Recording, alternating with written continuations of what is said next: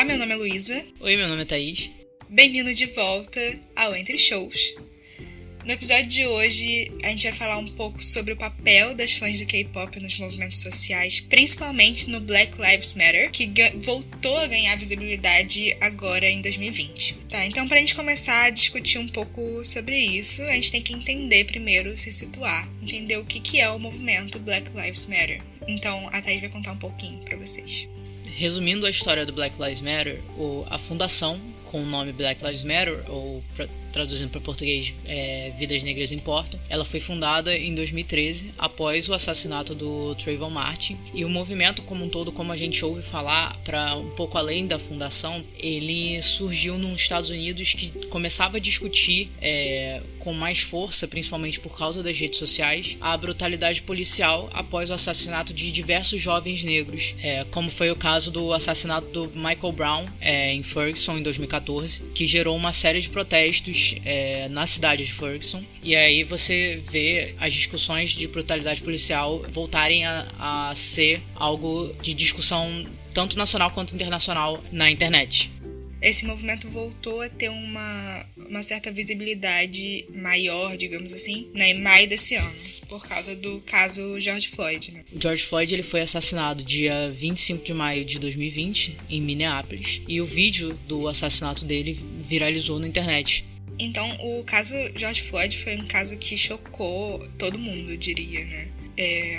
Não sei se uma pessoa passou desapercebida por isso, de alguma forma. Realmente foi algo que mexeu com toda a internet, principalmente nos Estados Unidos, né? Mas aqui no Brasil também e em outros lugares do mundo. Não foi algo que ficou muito numa bolha, eu diria. Obviamente, então, isso atingiu os fãs de K-pop de forma individual, né? Todo mundo foi atingido de alguma forma. Mas o que a gente queria falar aqui foi como eles agiram como grupo mesmo. Como os fãs de K-pop responderam a esse chamado do Black Lives Matter para discutir sobre o caso, para trazer o assunto brutalidade policial à tona, como que os fãs reagiram a esse chamado de forma coletiva. Então, eu acho que para entender como que os fãs de K-pop se encaixam no caso do George Floyd, a gente precisa entender como que eles agem como um grupo. Os fãs de K-pop eles são conhecidos por serem extremamente organizados. Então você vai muitas vezes ver tweets virais, aqueles tweets grandes no Twitter e hashtags e assim, e você provavelmente vai se deparar com algo chamado fancam. O que é uma fancam? Uma fancam é quando você pega imagens de perto de uma pessoa específica, faz um vídeo com várias dessas imagens e você usa como um tipo de divulgação para aquela pessoa, para aquele grupo. Isso é basicamente no que consiste uma fancam. E aí é muito difícil você estar no Twitter hoje em dia e você não se deparar com uma fancam, principalmente por causa dos grupos de K-pop. Eles se organizam e eles tweetam fancams, tweets virais para chamar a atenção pros idols deles, né? Eles fazem movimentos em massa para votação, por exemplo, os ARMYs, que é o fandom do BTS, eles fazem movimentos muito grandes de votação quando o BTS está concorrendo para premiações nos Estados Unidos, que são por voto popular. Você consegue ver as hashtags lá no topo, você consegue ver o tipo de organização que esse grupo tem. E aí, como que eles se encaixam a partir disso no movimento Black Lives Matter? Como a Luísa falou, acho que todo mundo que viu o vídeo, acho que você não consegue ficar de alguma forma, você sentir algum sentimento de raiva, de revolta com aquele vídeo, porque é aquilo,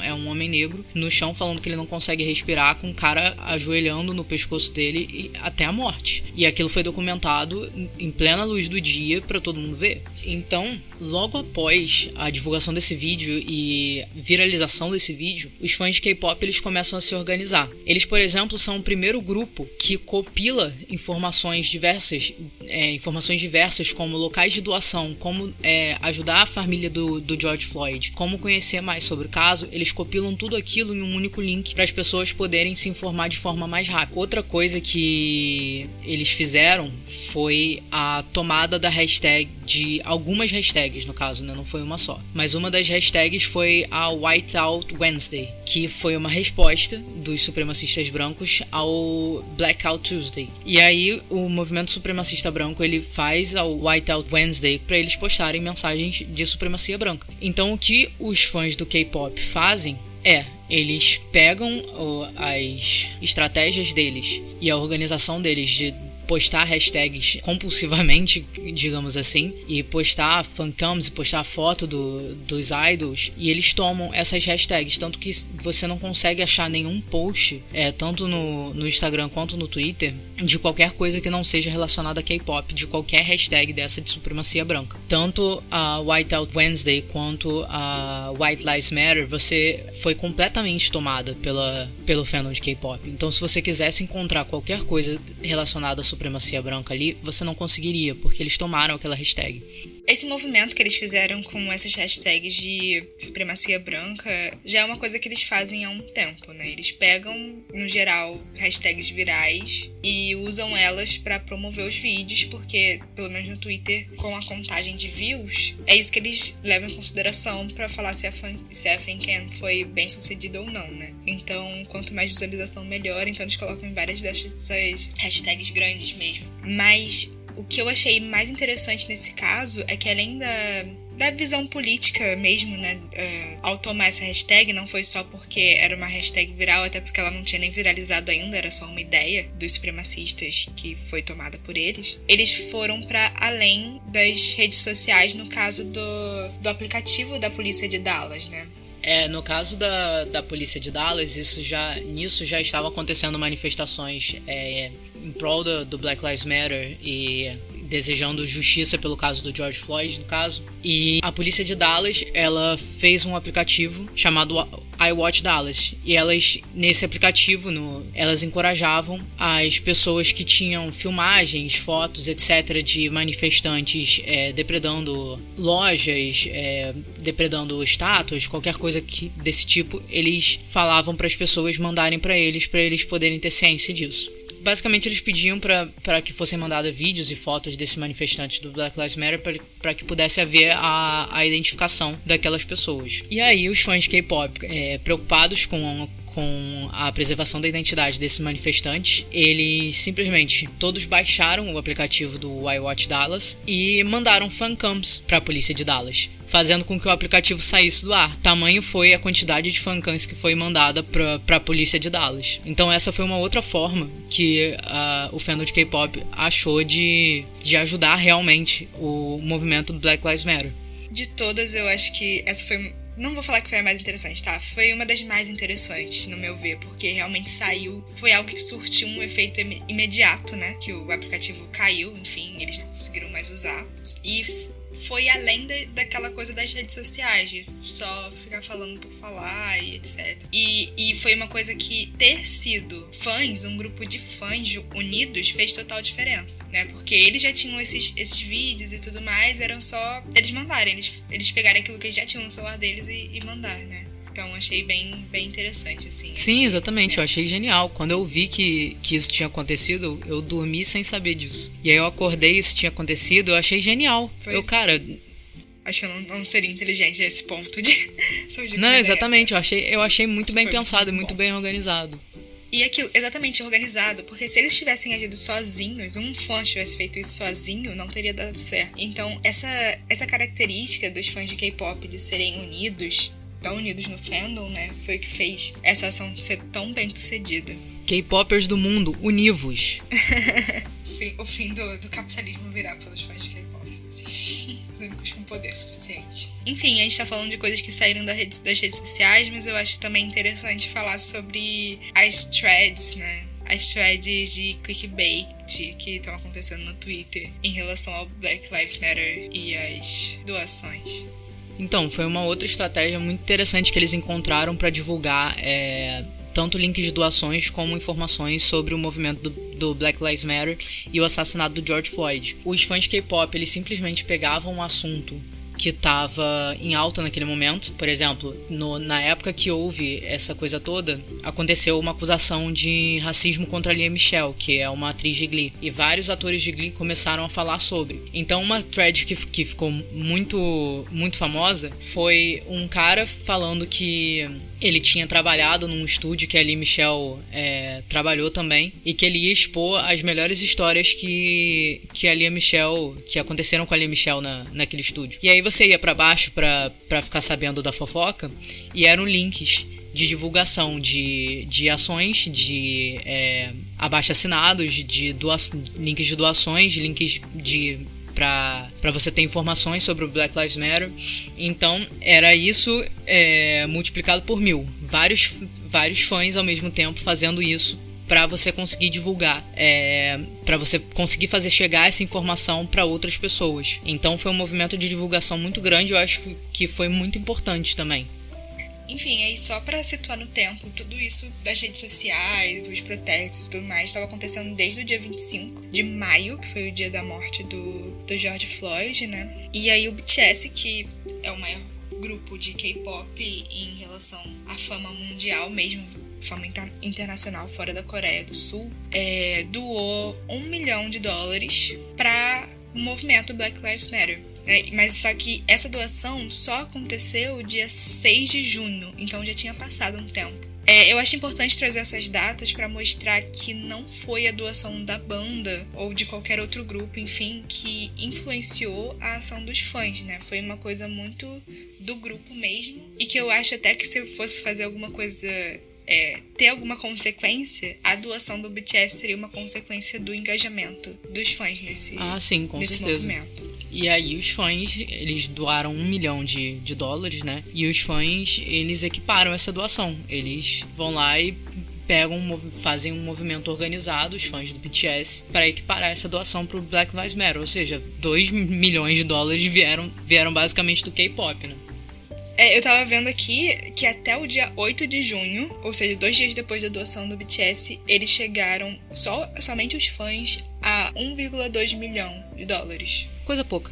E isso são tipo fãs adolescentes, fãs jovens adultos que não têm uma renda. Se tem renda própria, não é uma renda enorme, e muitos deles não têm renda própria. Então muitas vezes a doação é de $5, $10, às vezes uma doação de $1. Então não são doações gigantescas, é um esforço muito coletivo que você faz para fazer esse tipo de doação. E outro movimento que você podia observar, isso tanto nas redes sociais do K-pop quanto sem ser do K-pop, no caso, pessoas falando de quem não tinha condição de doar, disponibilizando links no YouTube monetizados para você poder assistir, e todas aquela monetização, aquele dinheiro que aquele canal ganharia com a monetização, seria doado pro Black Lives Matter. Então, se você não podia doar porque você não tem o poder monetário para doar, você tinha outras formas de doar.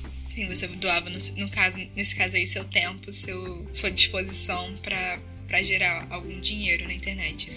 Enfim, ainda falando sobre as atitudes dos fãs de K-pop e tudo mais, uma coisa também que chamou muita atenção, porque foi, enfim, um evento ainda falando sobre atitudes dos fãs de K-pop que foram para além das redes sociais, né? Teve um evento que foi organizado pelo Trump num estádio de futebol, que eles conseguiram fazer um belo de um boicote. Então, com a ajuda não só de fãs de K-pop, mas de usuários do TikTok, eles conseguiram reservar vários assentos desse evento do Trump para que ele não enchesse, basicamente. Foi um evento que foi organizado no meio da quarentena, para quem não sabe, os Estados Unidos também tá com uma crise muito severa de coronavírus. O evento aconteceu em Tulsa, nos Estados Unidos, e aí os fãs de K-pop e os TikTokers, eles resolveram simplesmente usar CEPs de Tulsa para reservarem os assentos quando eles não tinham nenhuma intenção de aparecer no evento. Então eles deixaram o evento basicamente vazio. Fizeram com que o Trump fosse lá discursar para meia dúzia de gato pingado. Enfim, eu acho que a gente já abordou todas as atitudes que a gente queria abordar, né? Nesses últimos meses, né? Apenas. Nesses últimos...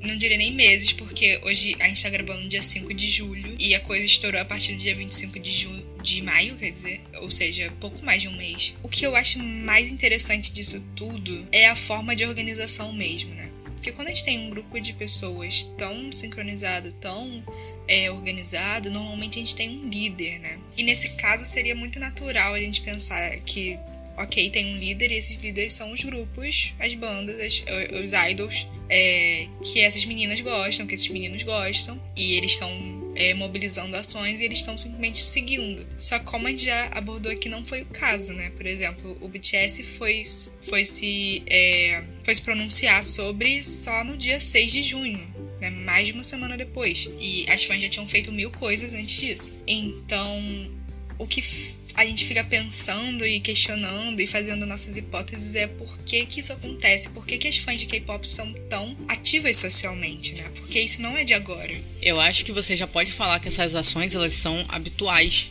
dentro do fandom de K-pop. Você consegue colocar na internet, agora nesse segundo, ações sociais de grupos de K-pop, você acha várias, porque já é uma coisa natural pra eles. Você, por exemplo, teve fãs de K-pop que angariaram fundos pra construir uma escola completa em Gana. Em 2016, a escola foi inaugurada em 2018. Você tem, no aniversário de alguns idols, os fandoms fazem mobilizações para doação de sangue maciça.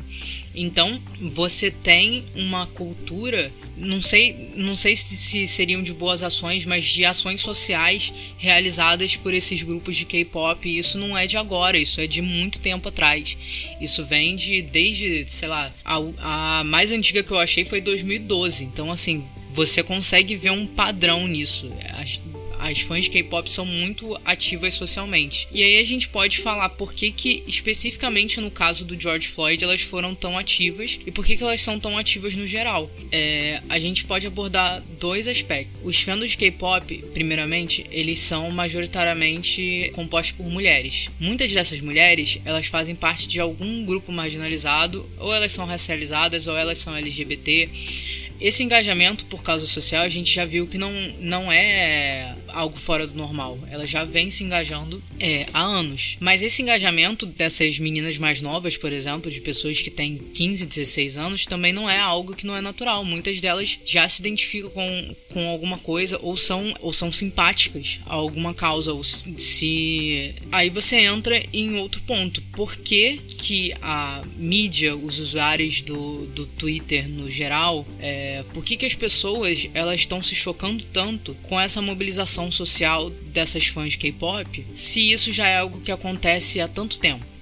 Eu acho que é basicamente isso mesmo, né? Como o fandom é composto majoritariamente por mulheres e, enfim, por grupos marginalizados, é muito comum que, se a pessoa não se juntou ativamente a alguma luta, né, que lute pelos direitos dela, si, pelo grupo que ela se insere, ela é mais sensível, digamos assim, tem mais sensibilidade para se juntar a outras causas, né? Se você vê que essas ações são antigas e que são naturais para o fandom de K-pop, se você leva em consideração que essas fãs são majoritariamente mulheres racializadas ou LGBT, por que a mídia e por que o usuário comum do Twitter, o usuário comum de redes sociais, ele agora está se espantando tanto com a mobilização social desse grupo? Eu acho que vai muito do estereótipo, né, que essas pessoas têm na cabeça de quem são essas fãs de K-pop, esses fãs de K-pop de forma geral, que são adolescentes, que não tem nada pra fazer da vida, que são malucos por serem fãs de algo, que são infantis por idolatrarem algo, enfim, estereótipos que degradam essas pessoas de forma geral, né, que muitas vezes são causa de bullying e outras violências, principalmente na adolescência, e que agora eles estão vendo que não é bem assim, que essas pessoas também se mobilizam e se mobilizavam já antes mesmo de certas pessoas que se dizem muito politicamente ativas se mobilizarem, né, como a gente já citou exemplos desde 2012. Eu acho que também tem muito a ver com esses grupos pop, esses grupos tanto de pop americano como o K-pop, eles serem de um interesse majoritariamente de mulheres. Então, por ele ser um interesse majoritariamente feminino, ele meio que é largado e tomado como algo fútil. Ele meio que é tomado essas meninas e essas mulheres, que boa parte desse fandom já é jovem adulto ou adulto de fato, ele meio que é tido como um fandom histérico que não tem muito discernimento, não tem muito senso crítico e que faz as coisas na base da histeria e no exagero, como são as fancams, como são lidas várias ações dos grupos K-pop. E você vai ver que não é bem assim, porque, enfim, você vai ver que esse não é o caso, que muitas dessas mulheres ou elas estão numa universidade ou elas já têm ensino superior completo. Elas têm posições políticas claras. Elas são pessoas engajadas em movimentos sociais diversos, não importa qual movimento social ele seja. Então você pegar e tratar essas mulheres partes de fandom, qualquer que seja o fandom agora, não só o fandom de K-pop, como histéricas que meio que estão desprovidas de uma opinião política, eu acho que é não entender o potencial que essas pessoas têm na luta política, que é o que as fãs de K-pop mostraram pra gente no último um mês e meio, sabe? Eu acho que é ser muito inocente de achar que esse grupo que é super organizado pra realizar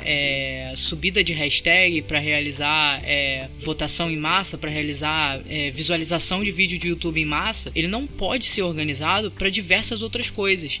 Eu acho que é não só ser inocente quanto a isso, mas é ser cego quanto a isso. Porque esses fãs claramente mostraram pra gente nesse um mês e meio que eles têm a possibilidade de se organizar pra fazer o BTS quebrar recorde na Billboard, mas eles têm a capacidade de quebrar o aplicativo da polícia de Dallas. Não, eu ia falar que você tá falando do BTS, mas essa semana os fãs de Blackpink quebraram o recorde de BTS de maior visualização em 24 horas no debut do grupo. E aí, como que você fala que esse tipo de pessoa que é super organizada pra fazer uma coisa dessa não consegue ter mobilização política? Se eles quiserem, eles realmente podem não ter, mas eu acho que é muito prepotente você pegar esse grupo e falar que eles não conseguem ter nada, quando claramente, como a gente já falou aqui, são compostos basicamente de mulheres racializadas ou LGBT, ou os dois, sabe?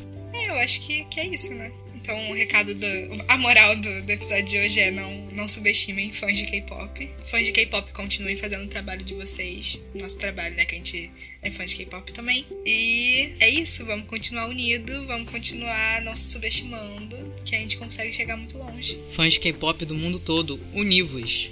É essa a mensagem final de hoje. Aí começa a tocar o hino da União Soviética.